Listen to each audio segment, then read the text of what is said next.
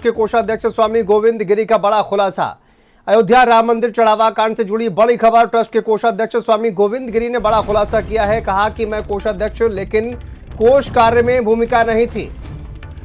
गोविंद गिरी का यह बड़ा खुलासा। कहा कोष कार्य में मेरी भूमिका नहीं थी, मुझे कुछ नहीं बताया जाता था। स्वामी गोविंद गिरी की ओर से कहा गया है बैंक खाते में मेरे हस्ताक्षर नहीं। स्वामी गोविंद गिरी की ओर से कहा गया मैं हस्ताक्षर के लिए अधिकृत नहीं था। राम मंदिर चढ़ावा केस में कोषाध्यक्ष का यह बड़ा बयान। मेरे पास कोई चेकबुक नहीं है, मैं हस्ताक्षर करता भी नहीं।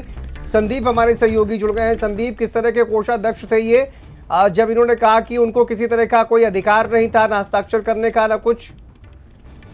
देखिए, बिल्कुल शांतनु, आपने ठीक कहा, क्योंकि देखिए ट्रस्ट के कोषाध्यक्ष पर अब इनका नाम है और आप समझ रहे हैं कि ट्रेजरार की जो भूमिका होती है वो किसी भी खाते के लिए उस समय इम्पोर्टेंट होती है जब किसी भी तरीके का आय और व्यय का हिसाब रखना होता है।